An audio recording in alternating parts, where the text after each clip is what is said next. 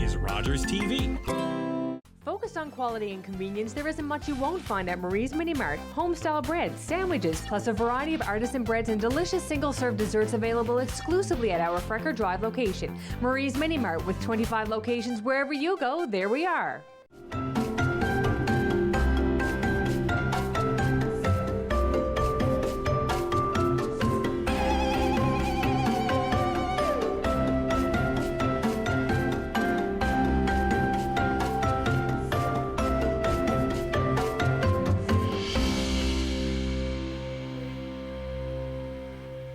Hello, I'm Lloydetta Quaicoe, and welcome to Sharing Our Cultures. Winnie is here with me, and she'll share how you can be a successful business owner.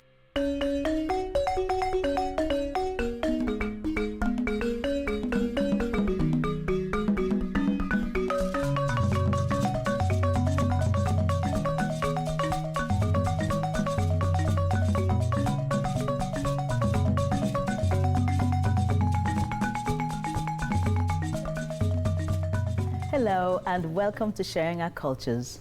And joining me now is Winnie, and she has established a successful business here in Newfoundland and Labrador. Welcome to Sharing Our Cultures. Thank you for having me.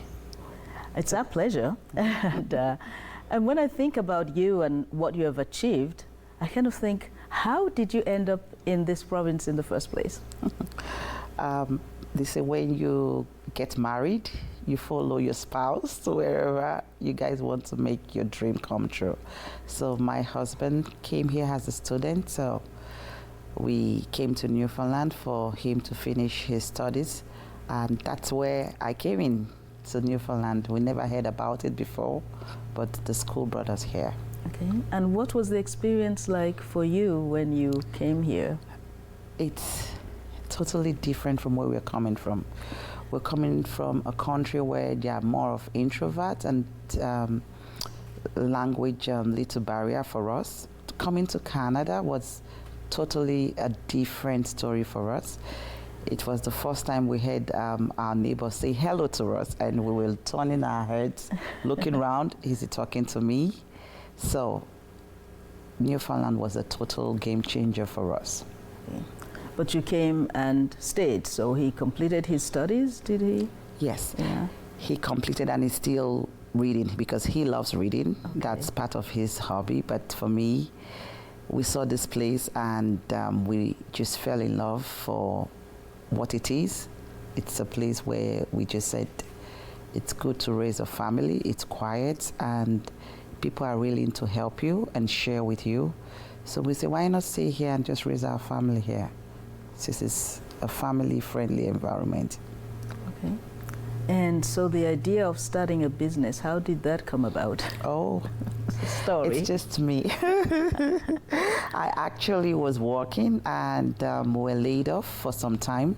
When we were laid off, before now, when I go to churches, go to events, and I love dressing anyway, and people get to ask me, where did you get this from? Where did you get this from? I see the excitement in their faces and I see the interest. So I said, oh, it seems they want to share my culture. Why not bring it down here? And since this is home for me, why not share what you treasure with the people around you that are looking up to it? That's where it started from. Okay, so, but then how did you know? Because so this was the idea, this was what you thought you would want to do, but how does the actual logistics of getting a business, of making it, getting the fabrics, like what did you have to do to make that happen? Okay, I had to go to, it's a career event. It's just towards, they call them, they welcome new Canadians into Newfoundland. It's just an association. So I went there in search for information, and with their help, I was able to find out that there's a place called the Newfoundland Craft Council, and I also have to find out about the farmers market. They were the one that brought this to my attention. I never knew about them. I reached out to them and they were able to ask questions around, and they were able to guide me and link me to all the necessary people that helped the business to succeed to today. So when you decided that you were going to start the business, how did you decide on what items you were going to make? What did you think were the ones that people would want to have? I thought of bags because as at that time, people were already talking about reusable. So I said, you need to get this out there to something that it's being used regularly, you know. And I thought of making a bag first. I did, and I started selling the bags first. And I could see people walking around the bags. And the whole idea was to make every family in Newfoundland have each of my piece. And COVID came, and it was just the right opportunity that came in to do the face masks. Okay. So when COVID came, what were the products you were making then? As at the time when COVID came, I was making bags, but the face mask was now my priority because then they were looking for cotton, you know, something good that you lay on the nose, you know, to protect. So it was just the right time. I was selling bags, I was selling maybe some other purses, coin purses, aprons, but the COVID made a game changer for me, like changing the whole story. People needed face masks, and I had to find a way to figure it out to get it out there. So did you already know how to make a face mask? Was it something you had to learn to do? Did you created a pattern, a prototype? How did you go about that? I reached out to a lady. She's been very close. She's part of my success story. Her name is Kelly. She's very good. I think she works with the East Coast company back in downtown. So I reached out to her. She made the face mask first. So I reached out to her, do you have a pattern? She sent me the pattern. But even after sending you the pattern, you still need to look how to fix this well. I did it the first time, it was too big. I did it the first time, it was too tight. The second time, rather, it was too tight. And, you know, our faces are different. So you have to find a way to get the contours and everywhere covered. So I had to pull hers apart. The one she sold to me, I pull it apart. I had to look, I have to figure out how do I make this other parts, you know, everywhere closed. So I think it's just the passion. If you have the passion there, you keep repeating it till you get it right. Yeah. And so even though there were lots of masks, there were plain black or plain white, or you were making masks with other fabrics. Yeah. Yeah, like, so what kind of fabrics were you using then? I was using the African fabric. We all know most African countries have cotton, and it's so much over there. And maybe because we have so much, so we get to play with colors. So these colors are vibrant, they're bright, and it tends to attract people. And when something is bright and beautiful, it brings out happiness. There's this cheerfulness. So I thought, why not use the fabric to make face masks? Okay. So some of the African fabrics that displayed here, you used some of those to make the face masks? Yes. And of course, you sold a lot of those. I can did. imagine. That Okay. was a change for the business. When we had the COVID then, I think nobody expected it, and I had a lot of cotton fabric already shipped all the way from Africa. So I started making. I tried to make the price reasonable because I wanted it to go out there to everyone. It's so interesting, that period when I go to Walmart, go to Sobeys, you just turn your head and you see your fabric on people's noses, like it was just out there. It was everywhere. So I guess that added to the success, because the more people saw your product and the more people wanted it and the more you had to make. I'm afraid to ask you how many face masks you eventually I sold thousands of it. I could imagine. I had my mom around, my husband and my daughter. Some were trimming, some were ironing. We all became workers all of a sudden. It became a family business and a family enterprise, everybody chipping in to make sure you had it done. Yes. Okay. Now, I'm interested in the name that you gave to the business. How did that come about? So the name signing, when I'm a religious person. I don't really, I pray like before I make an attempt to make anything, and I prayed about it if I should go ahead, because it seems to me the signage is a logo. Most people ask, is it not just like a postal? Yes, it is a poster for us. It's a way to show ourselves to the world that it's unique, it's different, it's something bright, and I believe with a religious part of it, I think it's a name that is just given because I could hear the name from inside of me, and I didn't know. I tried to change it, but I just didn't feel right about it. So I decided to just settle for it. After all, big organizations that have large names, the name doesn't really make sense, you know, but what makes it unique, it's different. It's just you. You're going to be like a signage, like a poster to the whole world. That's the way I see it. All right. Yeah, now I understand the meaning behind Thank you so your much. decision to do that. So it's called Signage, Clothing and Crafts. Yes. Okay. So this was what you promoted, I guess, when you were out there. So this was all part of your masks and your bags and all the other products you made. Or did you start making the products and then decided on the name? I did this. I started at first making the product, then the name was just too hard for me to get. I was going through all the names, you know, when something is just not, you just feel I need to get a name. You start thinking about it even when you're sleeping, you're walking, it keeps coming to you. You just need to get a name. The business is already growing. So I started making the product first before the name came about. Okay. Yeah. All right then.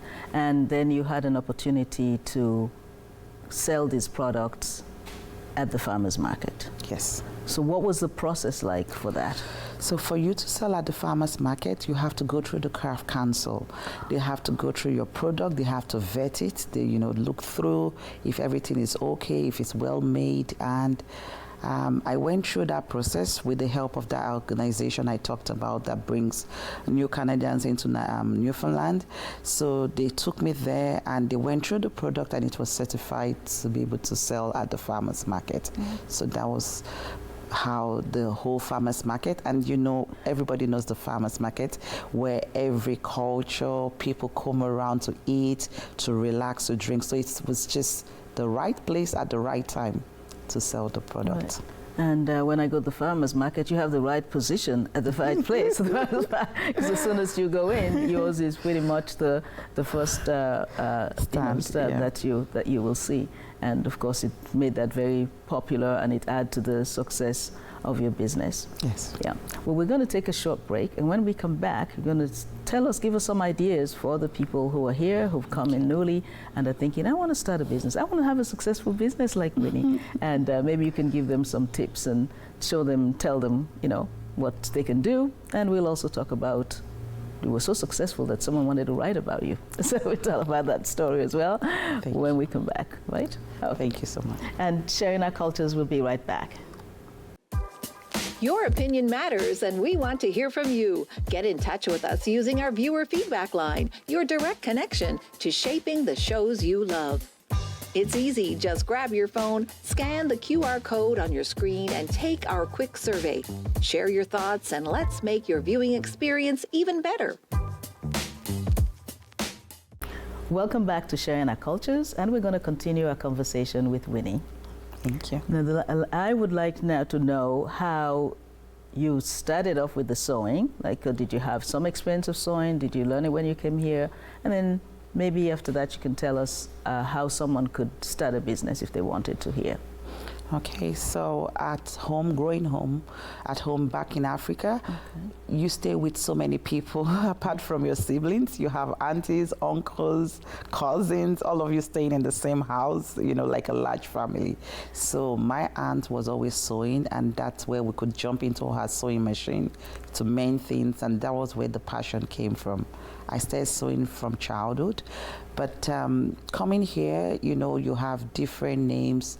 What we name things back home is different from here, and I needed someone to just show me through. I had to go to Ann Templating. It's down in downtown. So I had like some courses with them just to let me understand the whole theory about the sewing here in Canada. And they were able to help me. They were the starting point of my sewing here in Canada. So did you have to take an actual course? Yes. Okay. So how long did that course? I think it was either 2 weeks or 4 weeks. I can't really remember. Okay. But anyway, you were able to take a course which sort of helped you to know kind of what the standards are actually here of sewing. So when you were back home and using the sewing machine at your home, what sort of things did you make? They were just funny things like aprons, caps, you know, children thing you make for doll babies, you know. Little did you know. Exactly. Little did I know it's going to be something today. Yes. Yeah. So that's great. It's good to see the connection from your childhood to where you are now. Yes. So if someone is thinking of starting a business, not necessarily producing products with fabrics, if they're just thinking of starting a business, what were some of the challenges you faced, or what were some of the tips that you can give them that maybe will be useful to them? Okay. First, I'll say start with your passion. Okay. If you do what you like, you start a business with what you enjoy doing, you don't see it like a work. You just see it like something that your happy place, you relax. My husband practically have to pull me out of my workroom, you know, because it's my happy place. So start with your passion. Then if you have a passion, look out for mentors. I know it's very scarce, but look out for mentors, because you have rules here, you have taxes, you have thresholds for like the Canada revenue. You need to know that when you get to a certain threshold, you need to register your business. All that you need to put into consideration. You need to find out if you want to incorporate or you want to do an enterprise like a sole proprietorship. There are rules for sole proprietorship and there are rules for incorporation. So most times it's good to walk up to the, we have the registry on Elizabeth Avenue. You can walk up to them and ask them questions. I know it's hard to have mentors. We have some programs here in Newfoundland. You can walk up to the Newcomers Association too. They really helped me in starting the business. They were the one that gave me, like, this is the threshold for CRA, Canada Revenue Agency, and they also told me about the Newfoundland Craft Council. They are very, very helpful. They would help you with information all the way. And in all, I would say give it your very best. Give it your very best, and you will succeed. That's very good advice. Your passion and your very best for success. Now, you were so successful, I guess, in the farmers market that someone wanted to write about you and about your business. So can you tell us about that? So I was just making my sales like a regular day. Just as I said, it's my happy place. When people come around, I say things to make them happy. I tell them, this is the best apron in town. If you're cooking them, they are magical. You make the best food. And I say things to make people happy just because it's my happy place. And everybody wants to be happy. A woman walked up to me and she saw the way I was so excited selling the marks and selling all the products. I never knew it's going to be a story that will be written off.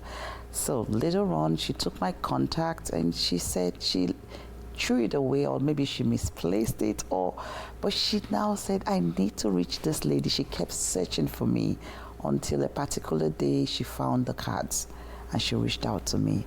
And it's, Winnie, if we write a story about you, do you mind? I laughed. I said, what do you want to write about me? What's there to write about me? She said, you need to know there is something great you're doing here. We need to encourage people coming in, to let people know that even though you're not in the country you were born and brought up, you could still make it here in Canada. You could still be somebody. You don't just leave yourself, you know, just that way. I said, good. If you want to write, tell me what you want to know. And that's where the story of the Winnie and the Magic Mask came about. Okay, so the title of it is Winnie and the Magic Mask. Yes. And it's part of a book that this author wrote. Yes. Right? And yours is one of how many stories? There are 5 stories of unique women that they are successful here in Canada in different provinces. I was chosen for Newfoundland to say my success story, to encourage youth, to encourage children, and to encourage both everyone coming into Canada to say you're unique, you can become something if you determine yourself to be. Well, congratulations. I think that says a lot. If someone can walk into the whole farmers market, I know with over 30 vendors there, and be attracted to you and the way you were presenting what you were selling, and wanted to write a book. So later on, we will get to read a bit of an excerpt from that. Okay. Right? Oh, Yes. Okay, yeah. Yes.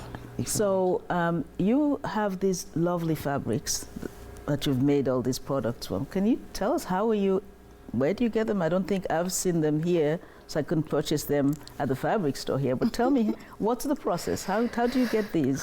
So first, when I started the Newfoundland craft, the Canadian Association, they helped me to find information to bring this fabric all the way from Africa. I'm from Nigeria.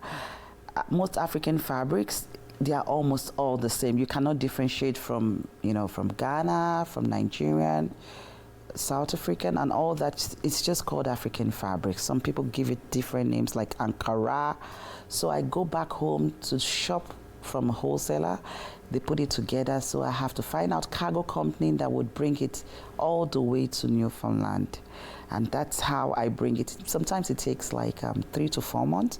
I try to use the sea cargo because it's the cheaper way, because if I use the air freight cargo, it's gonna be too much. And I want this product to be on every hand, so I try to make a wholesale purchase. I wait for 3 to 4 months to restock, and it's been that way. I bring the fabric all the way. Okay. Are there particular countries from which you get the fabric from in Africa? I bring from Ghana, Uganda, and Nigeria for now. Oh, okay. Yes. And then you bring that through a shipping company? Yes. Okay. So is there special license you need?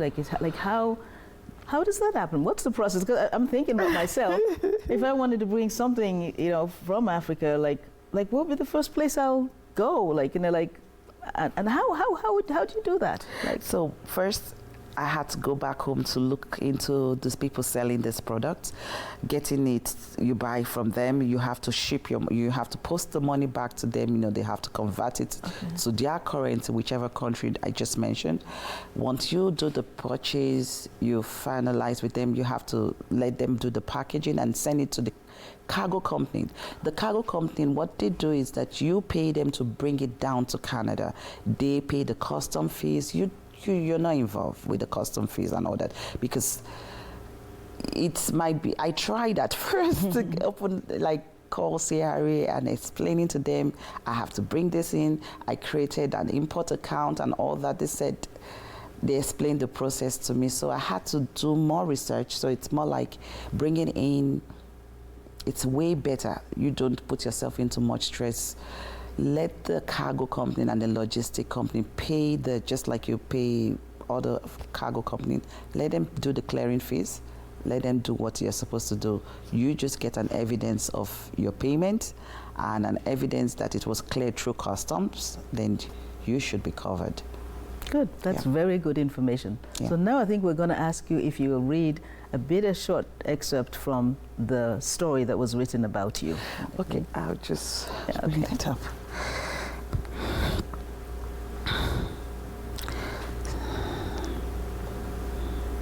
Okay.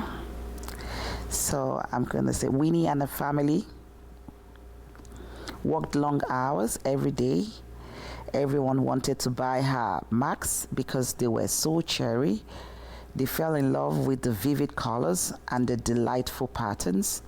From the top of Signal Hill to the trace of Cape Spur, from the shores of Bonavista Bay to the corner of Connor Brooks, people came all over Newfoundland to buy Winnie's Macs. And they placed them on their face. Something magical happened. People began to feel happy again. They shared jokes and stories with one another. Musical laughter filled the air. They got closer together and their eyes sparkled. People felt alive once more. And as for the nasty virus, it bounced off the face mask and flew into the sky, winding its way through the clouds. It's time the flea market reopened. Winnie sold her masks and many more items.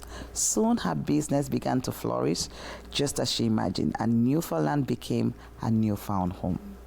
Thank you so much. That's so beautiful. That's a good way to bring this conversation to a close. But I really enjoyed talking with you and learning, and lots of people watching will be able to learn something that will be useful for them. So thank you so much for taking the time. Thank you for sharing all your talents and love and passion and hard work with everyone here in our province. We really do appreciate you and your contributions. Thank you. You're welcome. Thank you. It's a pleasure for me and my family. This is home for us, and we'll want everybody to know that we're proud to take this place as our home, and we want to share everything we cherish and love with our home. Thank you. Thank you. And Sharing Our Cultures will be right back.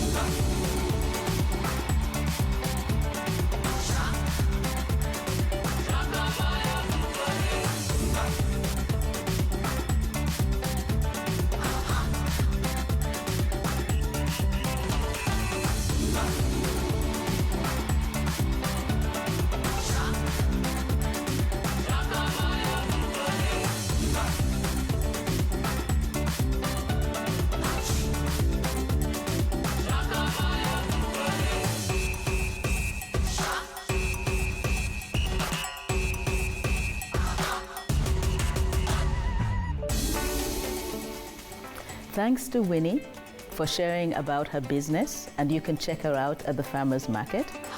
Thanks to you for watching. Join us again next time for more remarkable stories.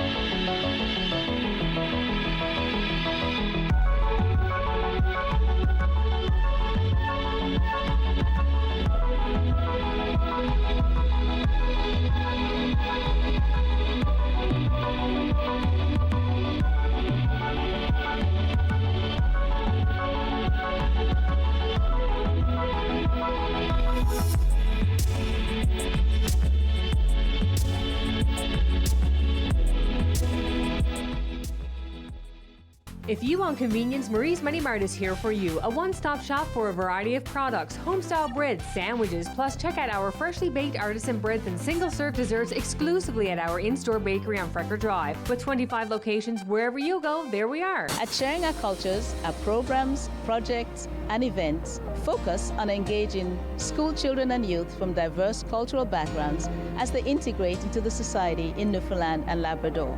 We connect them with the locals and community partners for opportunities to improve their socio-cultural and employability skills, and most importantly, to make new friends. We invite you to learn more about Sharing Our Cultures on our website, YouTube channel, and social media platforms. We want to hear from you. Provide feedback on this show or find out how you can get involved. Call, email us, or scan the QR code to take our quick survey. Summer days, summer nights, lots of things to do, places to go, and people to see. If you're having a few drinks, be sure to plan ahead and get home safely. We don't want to pick you up. Drinking drivers risk injuries to themselves and others and take chances with their license, their jobs, and their future. Remember what's at stake and choose your ride, whether you're the driver, the passenger, or the party host. Thanks for supporting Sober Driving. I hope we never meet. Visit arrivallive.org to find out more. Public transit, garbage pickup, parks and recreation programs, snow removal on your street. How can you stay informed about these and other important local services? Tune to